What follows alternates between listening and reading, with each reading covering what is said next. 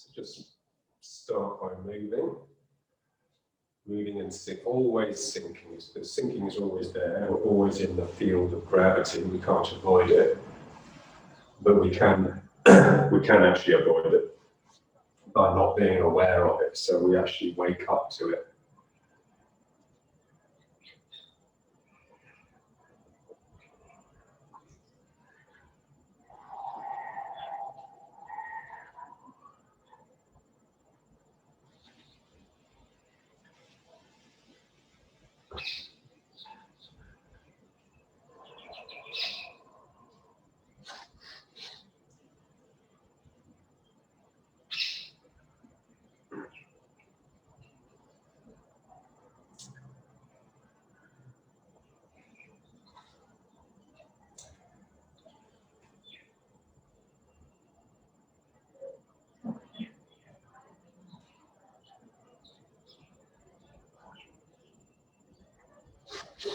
Okay, so let's concentrate on the pulling with the leg.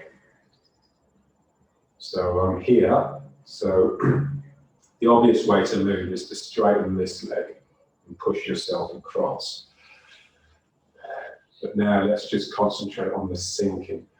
So pulling with this leg, bending this leg to actually pull myself into that, over there, and then bending this leg. And what that will do, it will get, so when you push with the leg, you tend to come up in this trajectory. When you pull with the leg, you actually come down like this. You come under the ground. Your weight feels as though it's going under the ground.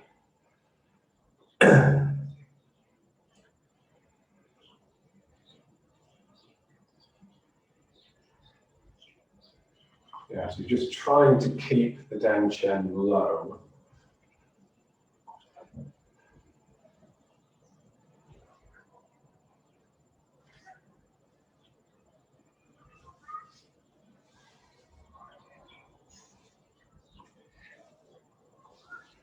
And of course, when you bend the leg, you're using the hamstring muscle rather than the quad. So the quad straightens the leg, but the hamstring bends the leg. So we're moving by activating the hamstrings. So one leg is supporting you and one leg is moving you. What we find is if you can split the two activities, support and movement, then you're much quicker. If the one leg has to both support you and move you, then it will just slow everything down.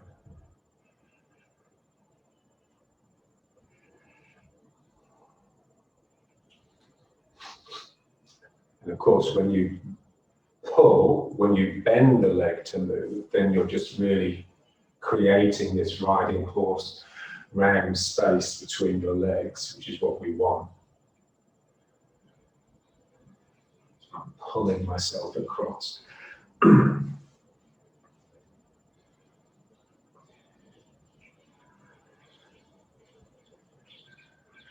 That's it. So if you think of pulling with your hands, then if you want to pull something with your hand, you have to wrap your fingers around it. You can't just pull with an open palm. So you need to have a grip. And so the hand tends to go into this claw type shape. So when we pull with the leg, we're doing the same with the toes on the ground.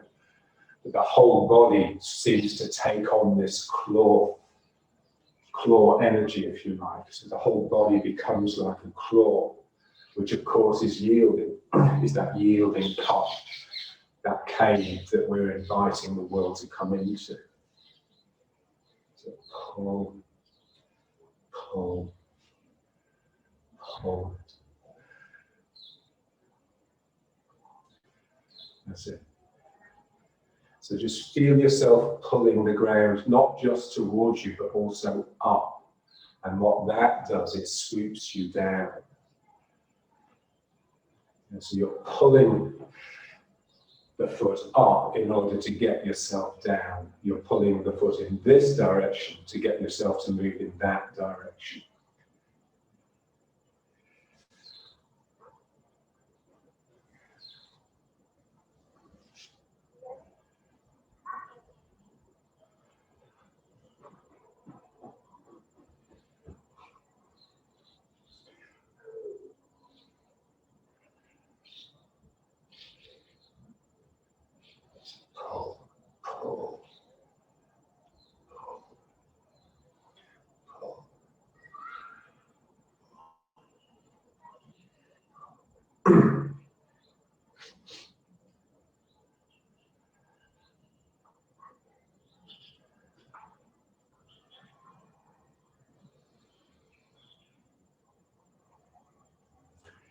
Yeah, so what it's doing basically is making you more compact. So when we're pushing with the leg, we extend, we become long. And when we pull with the leg, we compact into a smaller space. So from being the straight line with extension, we become this sort of pulled in circle. And what it does, one of the most important things that it does is actually round out this area here. So normally my tail will be sticking out a little bit here, yeah, because I'll be in active, engaging the world mode by coming out of myself into it. But what we want to do, yielding, is basically pulling the world to yourself rather than going out into it. And so pulling with the leg actually pulls the tail under and just rounds out the lower back a little bit the other way. Yeah, so your bum is actually really coming in, but not because you've wrenched it under physically, but because you've contracted.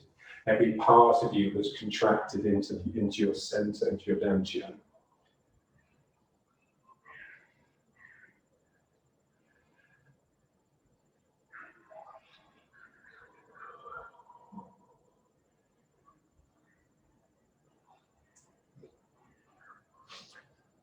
So your heart and your dantian are moving towards each other.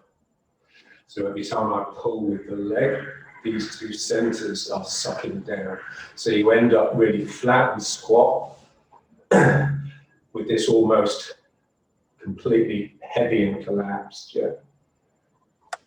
So we want to be able to get there so that we can spring out of it for an attack. Yeah. So it's not as though we want to collapse in order to be constantly collapsed, but we need to be able to travel to these extremes.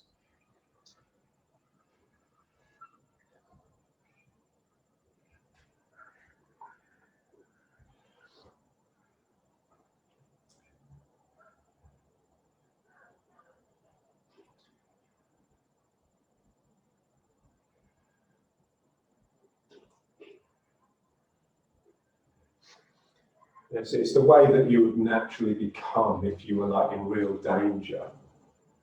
So let's say you're prowling and you're not quite sure where the next attack is coming from. You'd be like this. You'd be hiding within yourself, but probing out with this energy from behind you, this sort of insect type energy.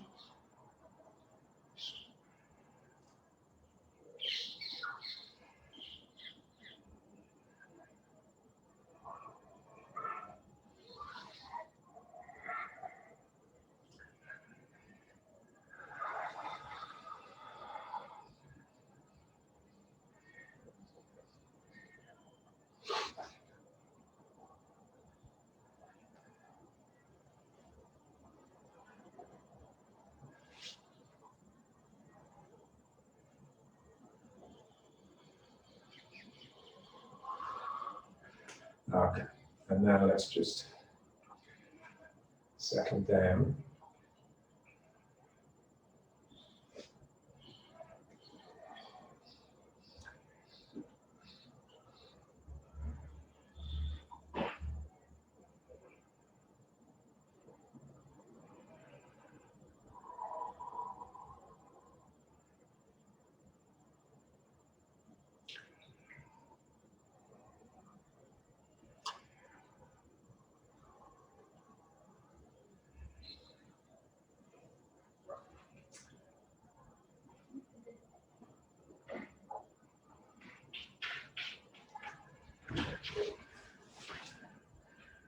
So if you were suddenly like in great danger and you had to really fend for yourself, then the self would actually completely disappear. You'd just become completely spirited and energetic. You know?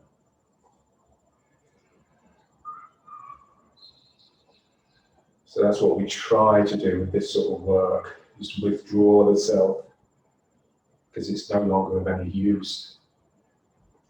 and just get the energy to emanate out.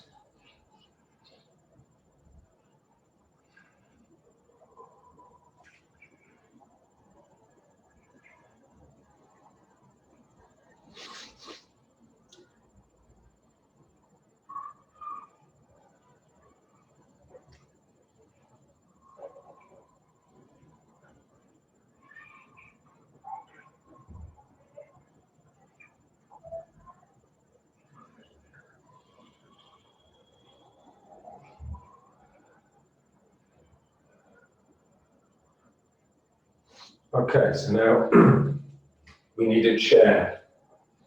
You need a chair or something. I'll show you. So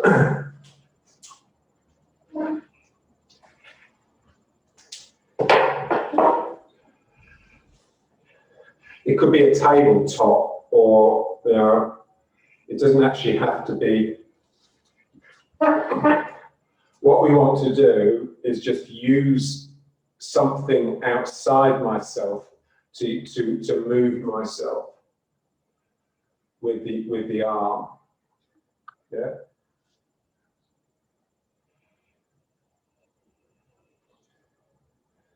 That's it. Yeah. Okay. So now just getting into like a normal wide stance. So what we're going to do is just move from leg to leg, but I want the arm to actually feel as though it's responsible for the movement. Of course, my legs are supporting me. So what I'm doing, I'm because the chairs will slip, they're not so stable. You have to push down on them as well as move them, try and move them side to side.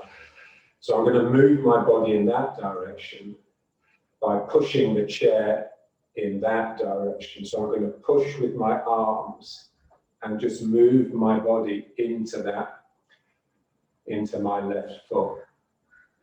And then I'm going to push the chair in this direction in order to move my body into this foot. Yeah. So just keep repeating that. So what tends to happen to start with, of course, is that we cheat. Most of the movement is done with the legs, but not very much with the arms. So gradually, as you repeat it, you can feel more and more as though it is the arm that's actually moving the body. Yeah, so it doesn't. So you can push with the arm in that direction, and then I can pull with the hand in this direction to move me. So you can just use one hand to actually feel it, and then pull it. Now, of course, it's not really the arm that's moving you. It is the legs, but it's the arm that's starting it. The arm's in control, if you like, and the legs are just obeying.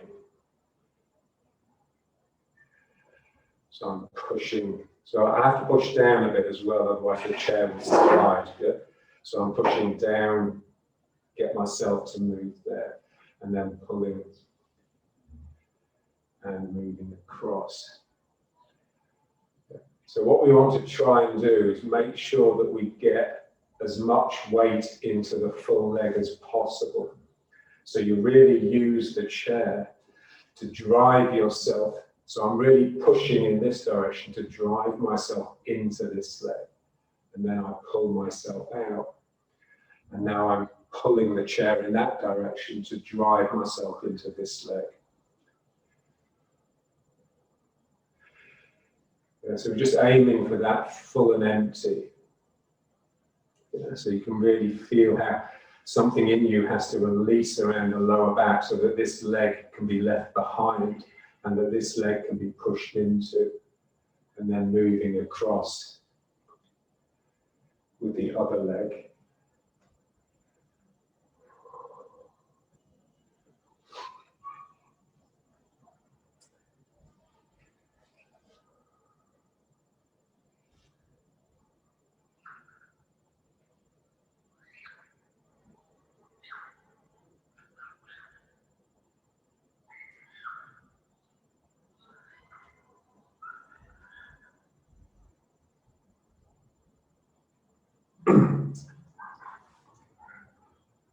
So just be mindful of what's happening, and then with each move from side to side, you'll get it better and better.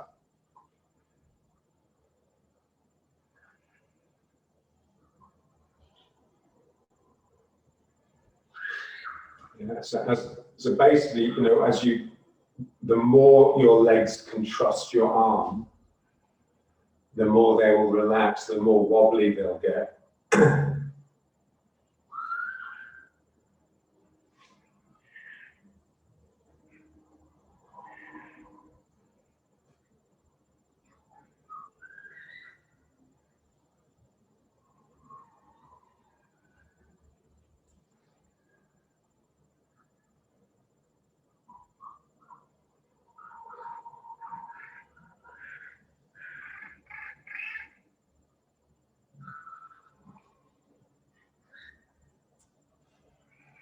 And so we're just aiming to relax the legs really.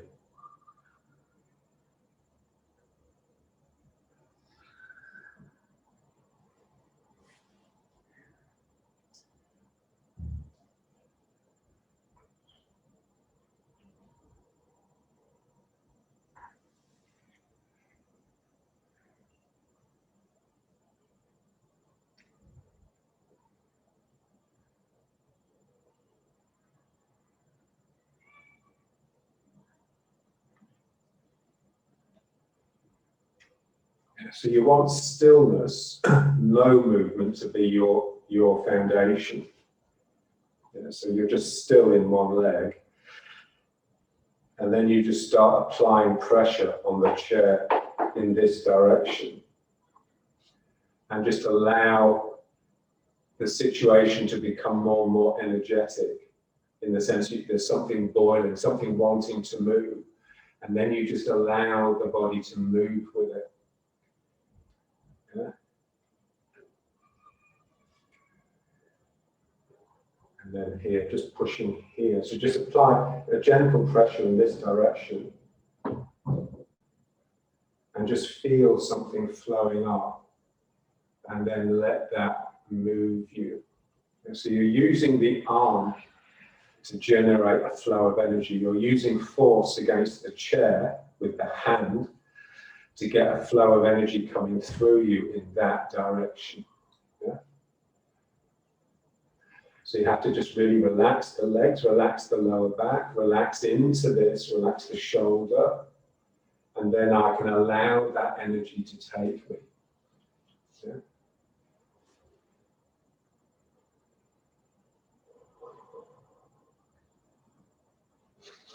So we're just trying to feel the energy really. So I'm pushing here.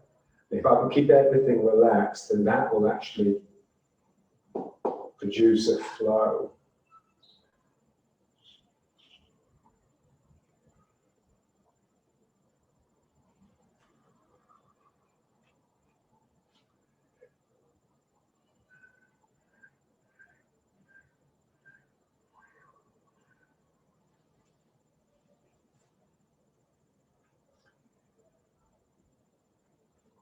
So to start with, the exercise is sort of forceful.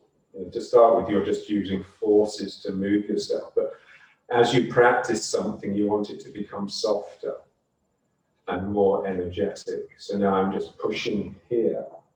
Yeah? Just relaxing. Everything is just relaxing down into this leg. And then so what is it in my mind that allows the situation to shift from force to energy? Yeah? In a sense, this is what we're really trying to investigate. And what that is spirit. Yeah? So I'm pushing, I'm being forceful, I'm trying to sort of move myself in that direction, but then I just relax that, but keep the pressure on, and then something in me can just lighten. So when I find myself moving. Yeah, so this is real Dr. Chi energy, really. So I'm driving down the chair here, and then I just keep that force, if you like, but relax around it. And then something in my mind just pops up. So, and I just find myself moving. Yeah.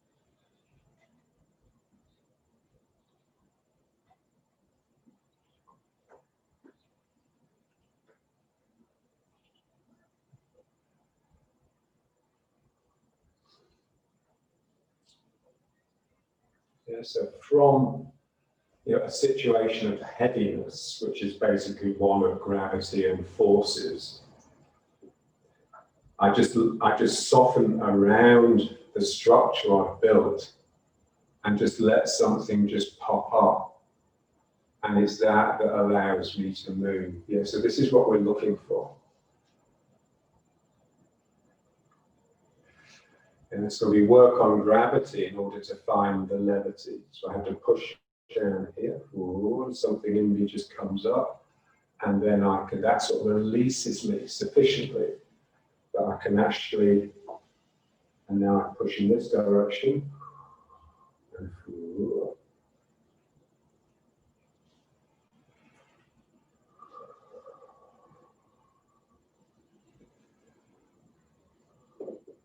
Now I'm pushing here.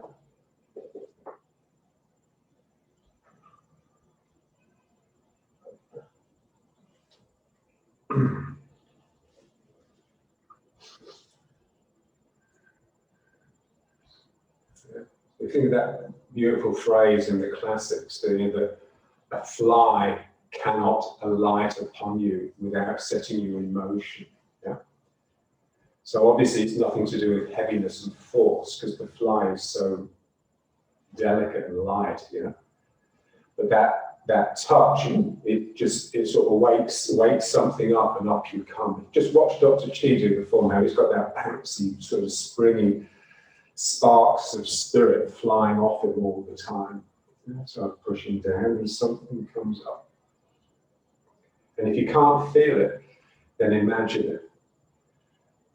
And this is what people can't understand, but it somehow, it's like the faith comes first before the proof.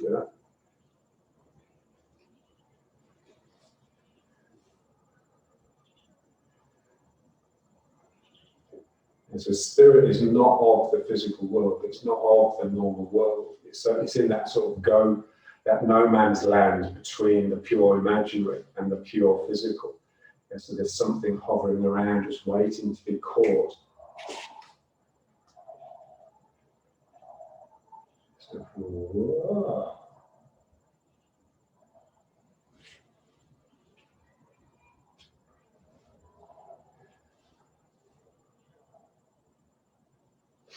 and you can see it's so delicate and so prone to corruption, because it's so easy to cheat. It's so easy to use force and hardness. But of course, as soon as you do, everything's ruined.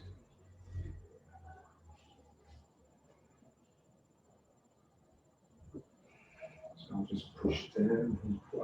So how little touch do you need? You barely need a whisper.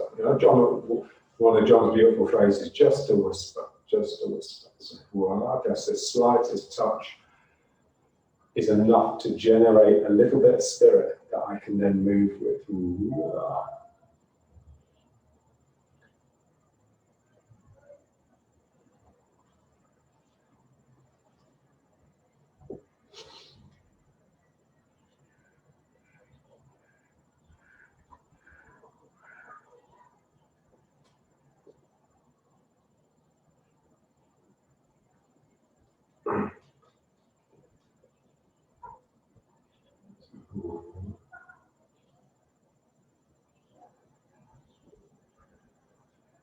And then, of course, eventually you don't need the chair. You can just imagine a chair.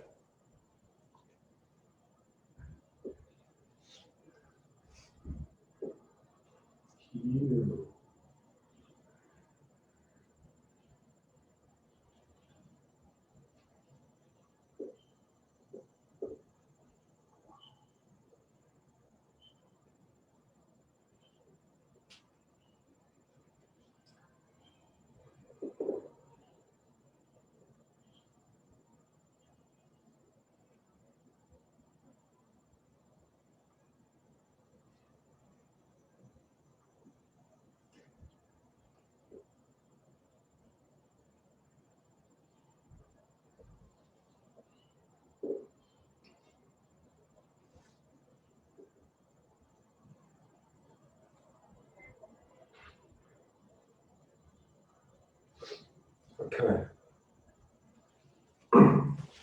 So now, the same idea, so using the chair again,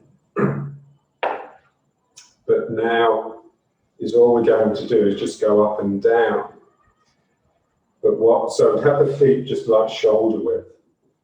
Okay, so now I'm just going to I'm going to sort of pull the chair upwards. So I'm going to try and pull the chair up in order to get my body to sink down. And then I'm just going to gently press the chair down to get my body to float upwards. Yeah. So again, pulling and pushing. Yeah. So your hands are just gently working the chair to develop a flow of energy down through the body, which the body is moving with. And then pressing down to get energy to come up the body, which you can then just allow to move you. So we're training the body to respond to energy. So just press and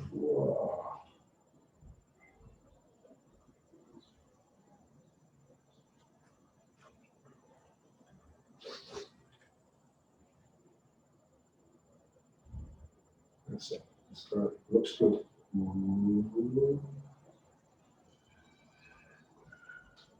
Oh.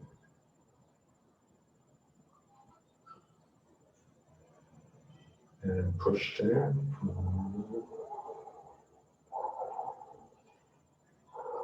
And pulling the chair up in order to pull yourself down. And then pushing the chair down. So just push and just ooh. So try not to let the body move until you caught the energy that's being generated by the hands.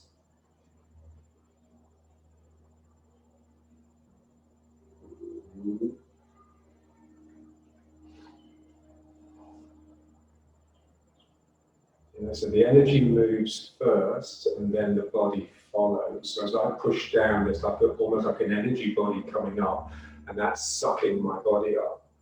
And then as I pull the chair upwards, something's being pulled down, ooh, and my body follows. There's always a bit like the body's like a bit suspicious.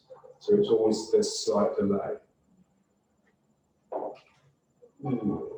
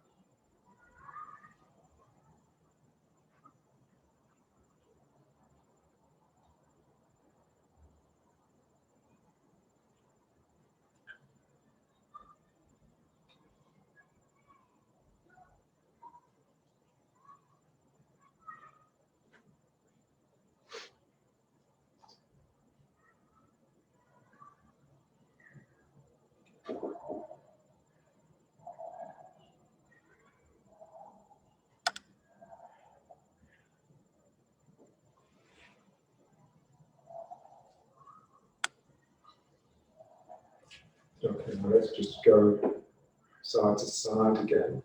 So again, just pressing in this direction with the finger and then this direction. All the time, just scanning the body with your mind, just trying to relax.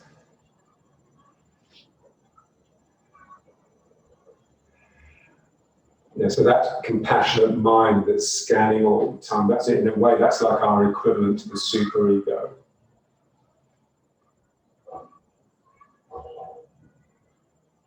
Yeah, so it has to be, that mind has to be really soft, so you're not telling yourself off when you find tension.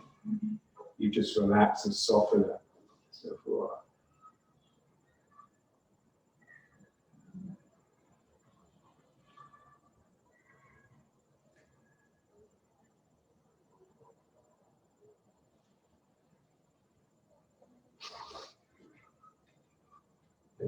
so unless you can relax into your legs, which requires a certain Tai Chi type strength, then this doesn't really work. Yeah, so I have to be comfortable just being heavy in my legs, and then I can generate this energy. So I'm pulling the chair down and then, whoa. What's it doing? And then pulling in this direction. Whoa. Okay. Yeah, so when we're doing the Tai Chi, of course, we don't have a chair, so we're actually generating the energy with the legs. But it's exactly the same. This is just sort of helping us see the situation, because we're doing something that's a bit unfamiliar. So it's easier to see, if you like. But this is just happening all the time, but from the legs. But only if you can just really just relax into them.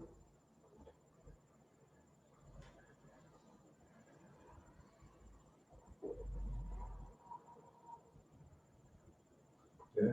Now just put the chair aside. And now just do exactly the same thing, and just imagine the chair's there. So the chair is here, so I'm just holding it, and I'm pulling in that direction, and my body is moving in this direction. So I just imagine I'm holding something that's still. Yeah. So you can see it works just as well without the chair actually there. And so it's obviously nothing really to do with the chair. It's just a quality of mindfulness. Yeah? So pull, and I'm flowing. Push. Whoa.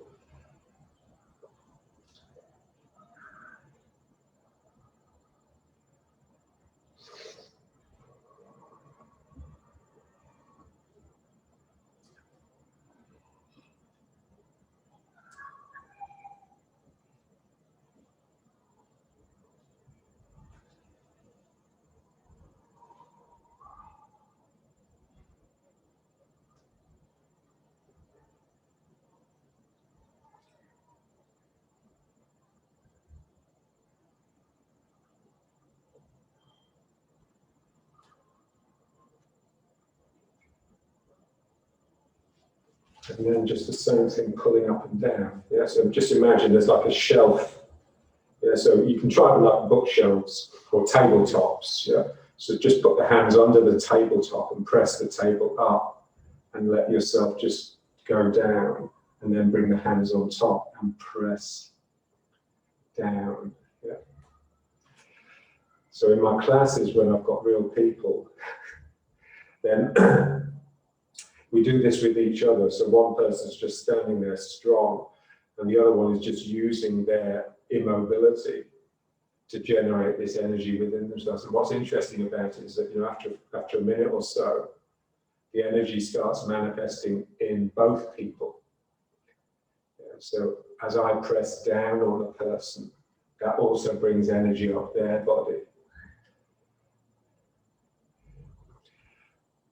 And then you realize what's actually happening is, when you work with another person, is you're actually borrowing. Your action is generating energy within their body that you are borrowing to move your own body. Yeah. So it's always at least one step removed.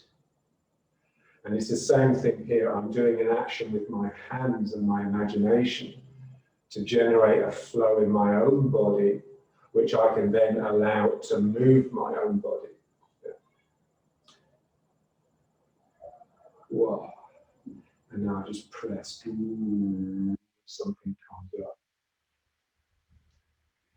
And under. Ooh.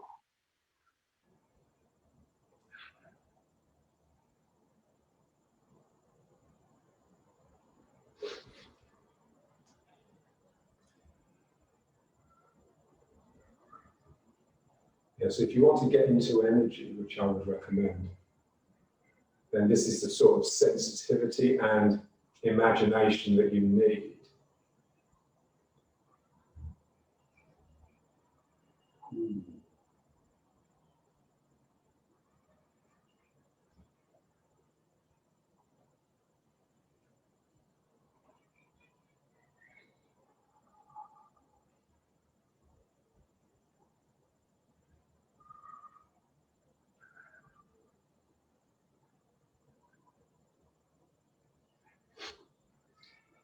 Okay, now let's just get the chair again. Now we're going to try something that's the same principle. But this is slightly more difficult. Not conceptually, just to sort of get it working, because it's like counterintuitive. So just have the feet like shoulder width again. Okay. So what I want to do now is use the same principle to turn my body side to side. Yeah. So when I turn, basically what's happening is the two hips are pistoning forwards and back. Yeah. So this hip is moving forwards, and then this hip moves back as this hip moves forward. So it's this piston action of the two hips that produces a turn. So what I do, I just use the chair to produce that piston action. Yeah. So what I need to do is pull the chair with one hand towards me at the same time that I push the chair with the other hand away from me. Yeah. But when you try this, you'll realize just how ingrained the use of force is. So I pull the chair towards me and just allow this hip to move towards the chair. So just try with one hand to start with. Yeah. And then you push the chair in that direction and just allow this hip to flow backwards. Yeah. So my legs are just supporting this action, and I pull the chair towards me, and that will get my hip to move in the opposite direction towards the chair. And then I push the chair in this direction, and my hip moves away. So it's all relative motion. Yeah. And then I pull, and I try push. I'm pushing the chair this way, and my hip is moving this way. Yeah, so it just takes a bit of concentration, because we're so used to using the legs to force the situation. So normally, if I'm pulling in this direction with my fingers, my hip will be moving in that direction as well, because I'm always thinking in terms of moving the object that I'm pushing or pulling rather than moving myself. But if I'm using this as like a solid support to actually move myself, then I actually move in the opposite direction. So here, and then I push the chair away from me. And so all the time you're sort of relaxing into the legs. In a way, that's the tricky bit. That's the difficult bit. That's the bit that requires strength. So I push and I pull. So it's contraction and extension. It's breathing. So here you're pulling two things towards each other, and then here you're pushing two things away from each other. The chair and your hip.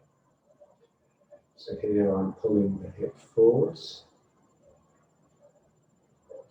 And then here, I'm pushing the hip back.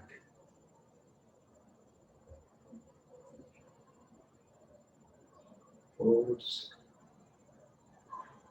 And back. Ooh.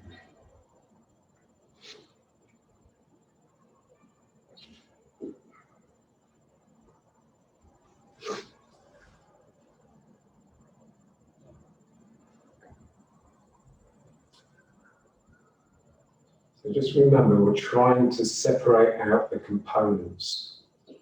We're trying to see the situation very clearly.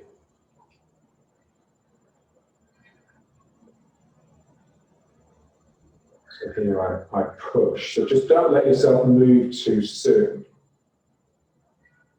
So just use the pressure to actually generate the energy in that direction and then let yourself flow with it.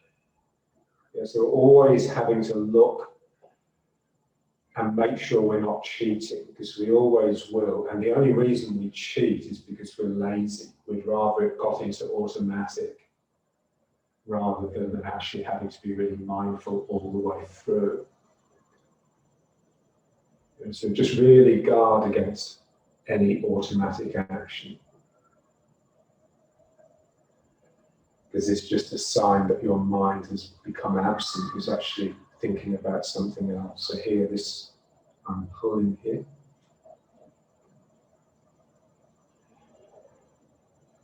And then I'm pushing here. And just try and keep the pressure all the way until the movement stops. What tends to happen is you get it going well to start with, and then momentum takes over and the energy stops, but the body keeps moving. So I have to keep pulling in this direction until my body won't go anymore. And then I can reverse it, wait for the energy to build up, and then allow myself to go with it. But then keep the pressure all the way through. So in a sense, the end of the movement needs more concentration than the beginning. It's what something else it says in the Tao Te Ching, isn't it?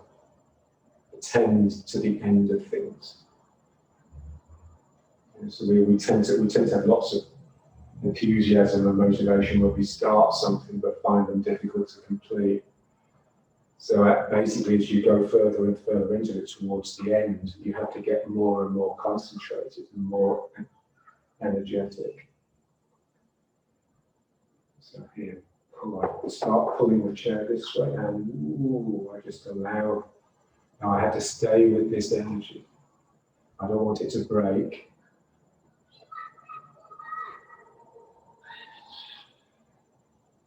And then I can push and ooh.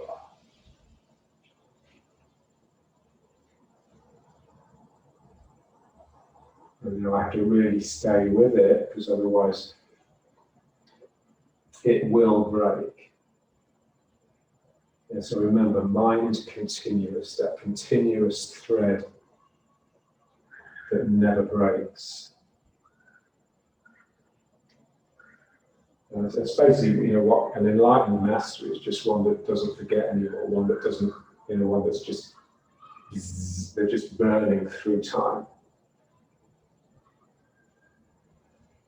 And pull. Ooh. And this really is one of those things that, you just get better and better at the more you practice it. But it's difficult to get into, because it's so different from what we do normally. Okay, now let's try with the other hand, exactly the same thing. Yeah. Okay, so in order to get this hip to move back, I have to push the chair in this direction.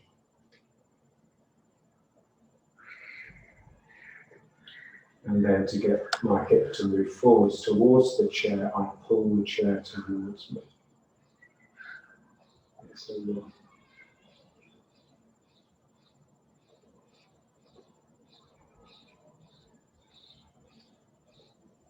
so this is like pure Tai Chi. We're just using like a linear action to generate a turn. And there's something magical about turning, because you're basically moving into new territory all the time. And there's something quite courageous about that, which is very different from just moving in a straight line where you can see the thing you're moving towards all the time. So I'm pulling the chair this way. I have to keep it going once I get past the halfway mark. Otherwise, I'll just go into automatic, and then I push the chair in this direction and I start flowing back.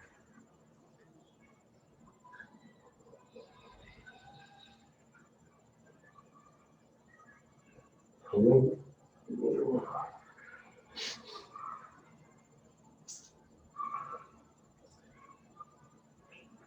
And push.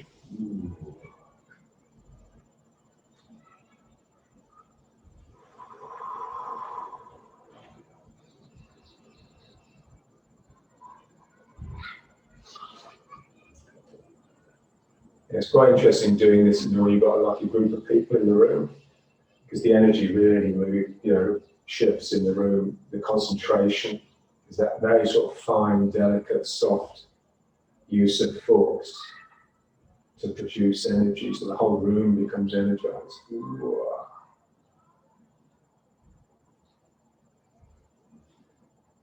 Yeah, so it's exactly how we want to try and move. We're looking at the quality of the movement, really. And so this is how we would like the movement to be when we do the Tai Chi form. It seems to float out of nowhere, even though your body's heavy and grounded.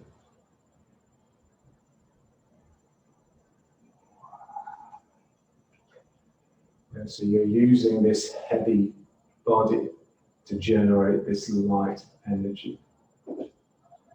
So it's like this beautiful paradox.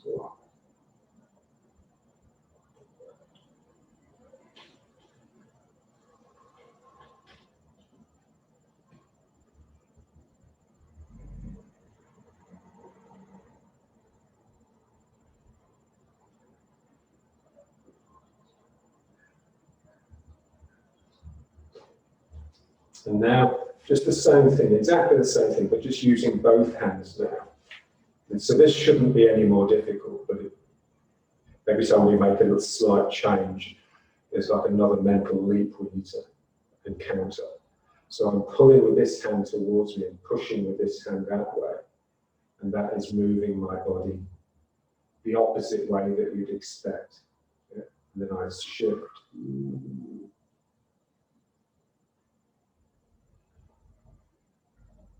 And then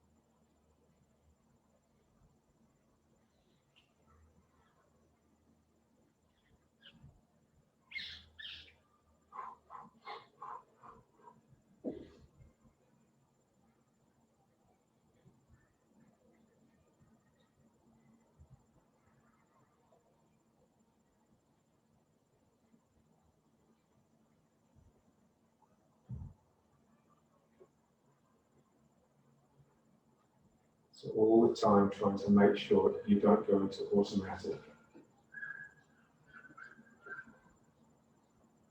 Yes, a part of you is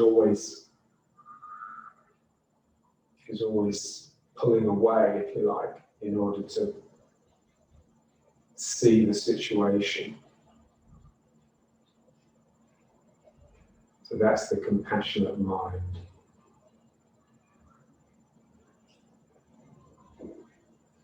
So if you get too much into it, then that's when it will tend to go into automatic, and then it will just slip into force, because we're just so used to using force.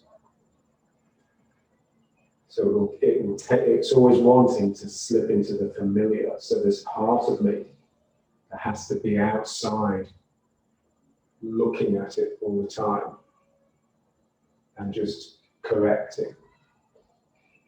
Ooh.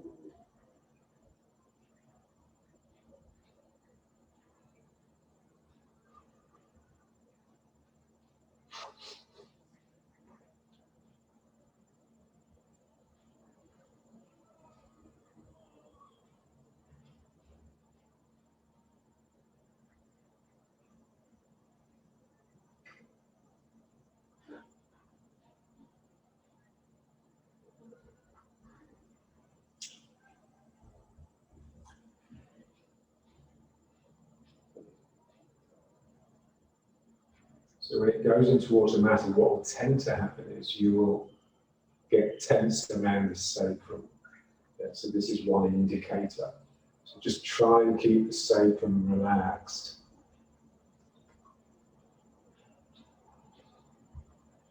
The tail, yeah. So all through this, your tail is just sort of hanging really. But as soon as you apply a force to generate energy, it will move. There'll be a waving around of the tail. Wow.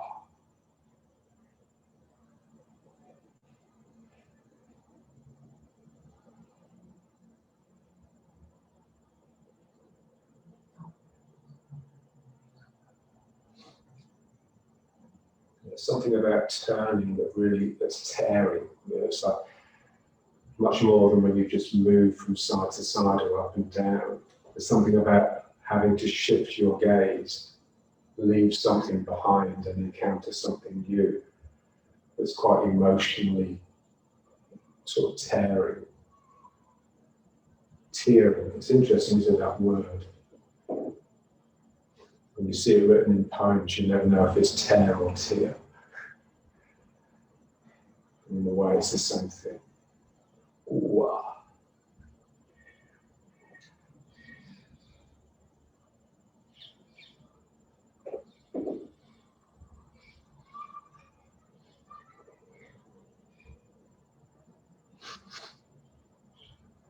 Yeah, so this is John through and through. Yeah. So just, one of his favourite words was raw.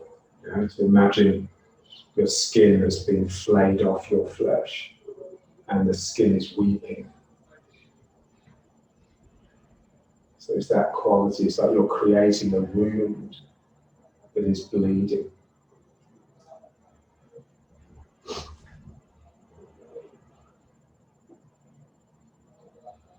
It's one of the things, when before we moved to Blakeney, John taught that course, like a 10-week course to mark students. And he watched my form, and afterwards he said, well, your form's really good, he said, but you just need to bleed more. Yeah? So it just needs to become more emotional, less clear, less hard-edged. And that's this through and through. Ooh.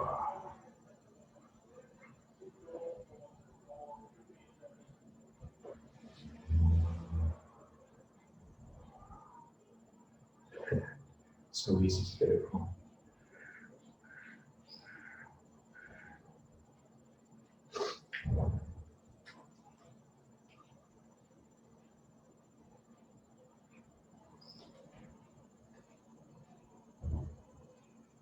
Okay, so now let's just remove the chair.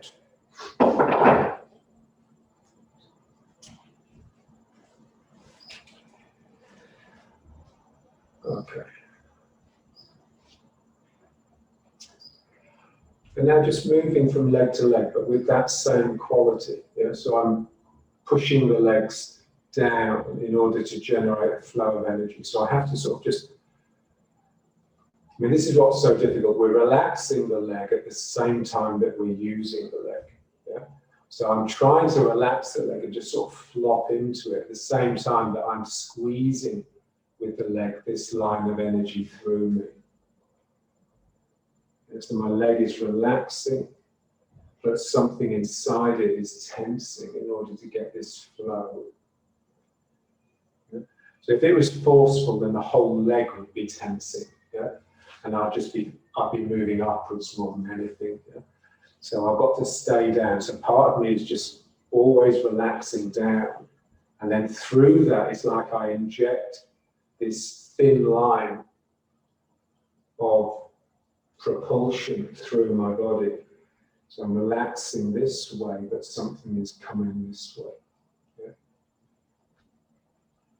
So I'm relaxing down.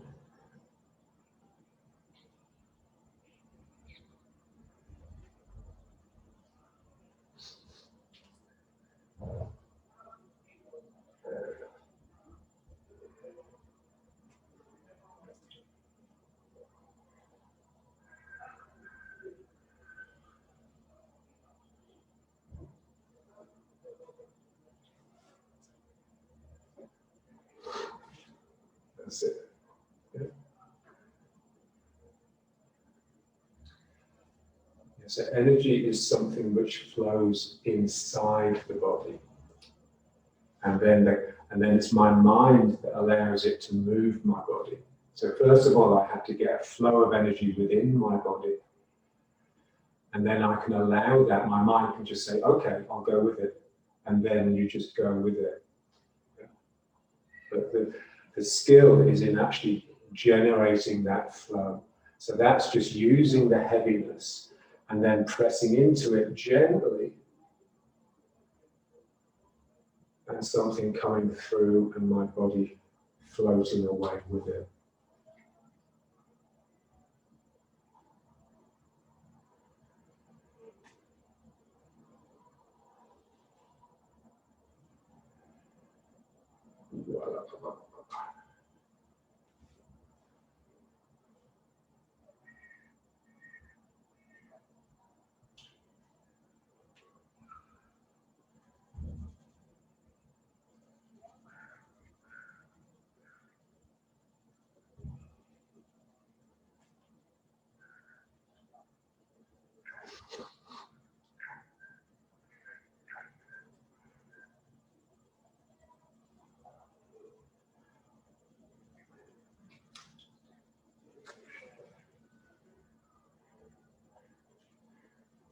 Yeah, so this is possible because of the way we're structured. You know, we've got like a hard skeleton inside,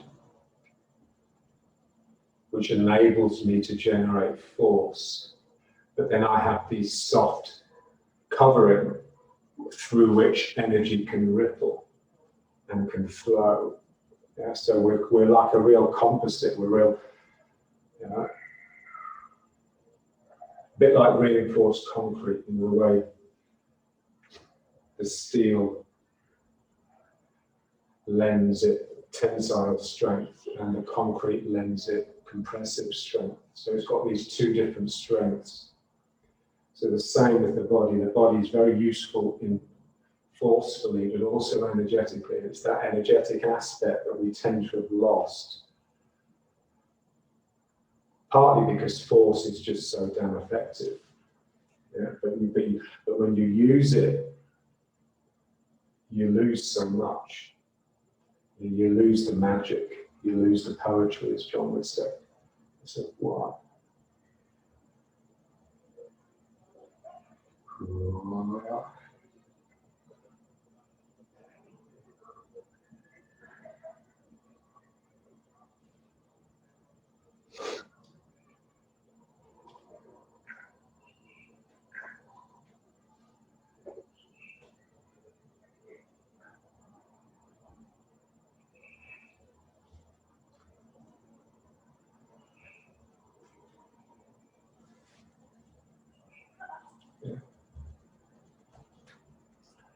So it's my weighted foot that sort of generates the energy, but it's my empty foot, my empty side, that actually sparks the spirit.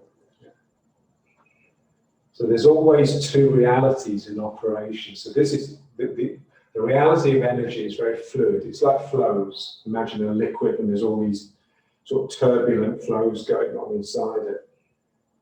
But then the world of spirit is very like sparks. It's like a,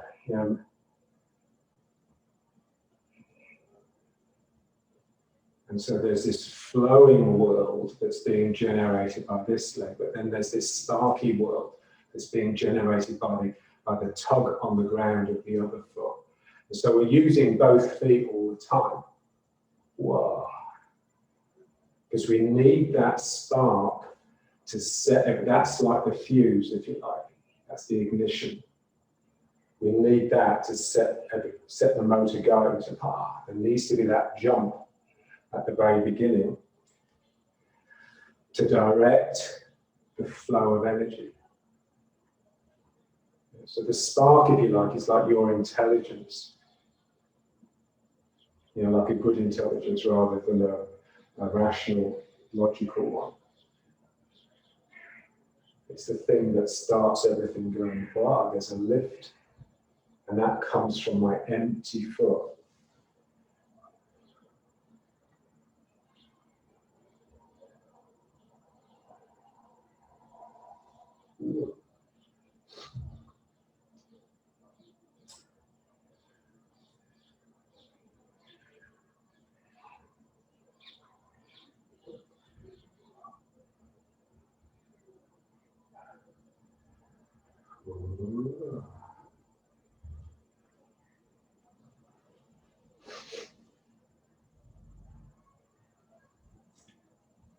It's like one of those situations, as soon as you try to understand it, you just ruin it.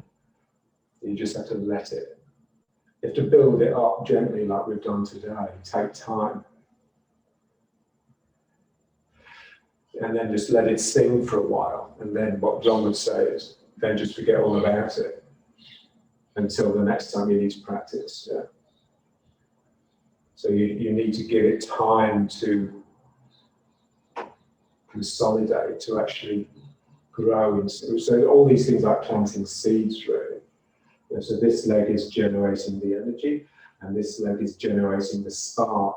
Yeah, it's like a beacon. Yeah, there's a beacon here that the energy will gravitate towards, but you need to generate that spark. So, wow.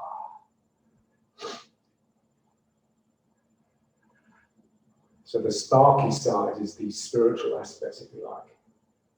And then the physical side is the energetic.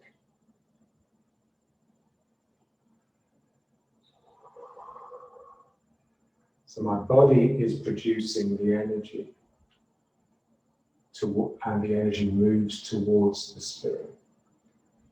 The spirit is the Lord. Ah.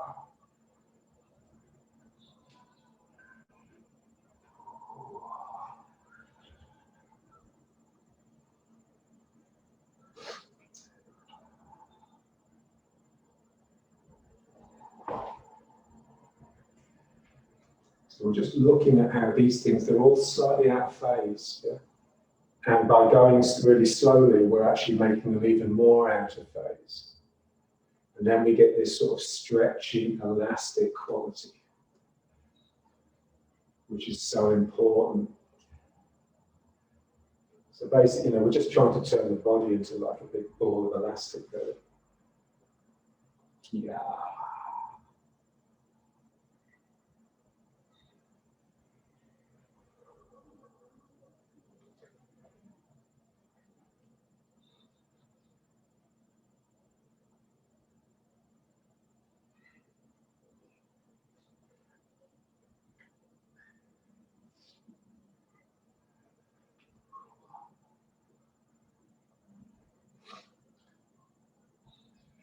Okay. Now let's just bring it back to just here.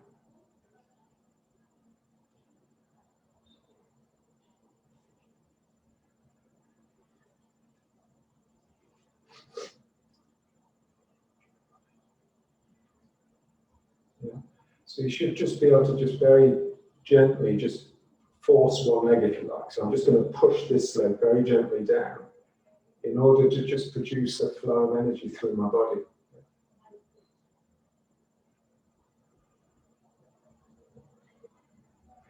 And I just want to keep that going. Yeah? So I'm pressing here and something is just flowing away. It doesn't have to be cross energy. You can just as easily get it to come out of here. It just has to bounce off something here to come up this side of the body. Yeah. And then from this, I just press the foot into the ground. Remember, when we're pressing with the feet, in a sense, it's like a turning. I just let myself turn very slightly in this direction. And the energy will come up and manifest in this hand. So what is it in you that keeps it going, that stops it breaking?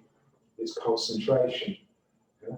But it's a really quite a fierce, burning concentration. It's not just sort of looking at something with your mind, because now you have to embody it.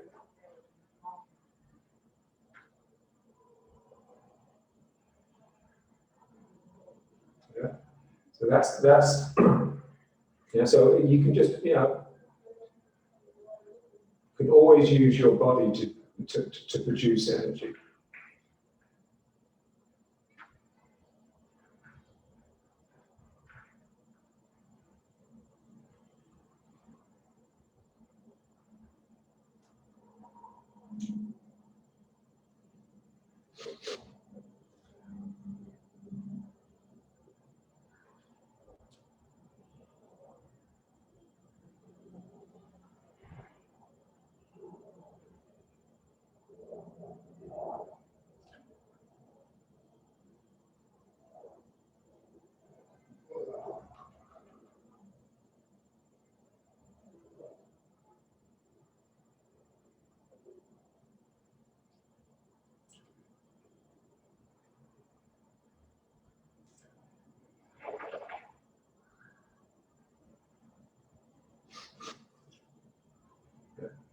So your energy, it's a bit like a racehorse. It's like really well trained, fine tuned, but unpredictable. Yeah?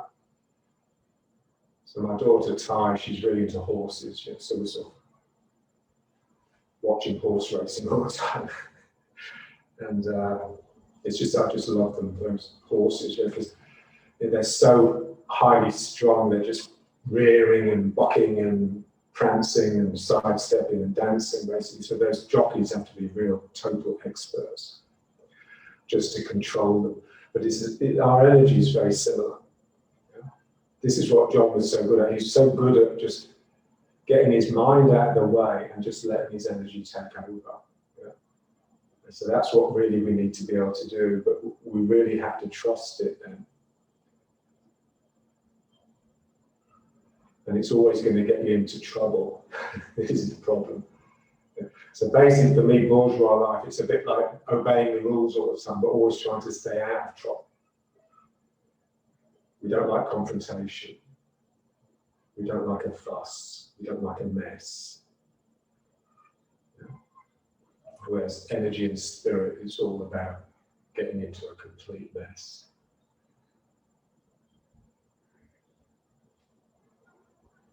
Okay, so now let's just bring it to a conclusion.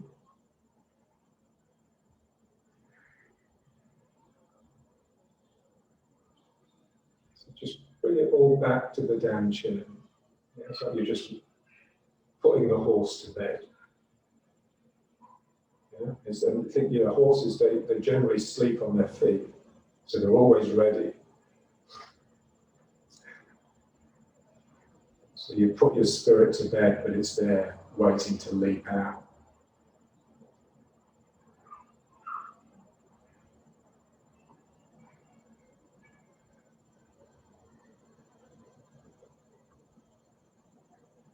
Okay, great.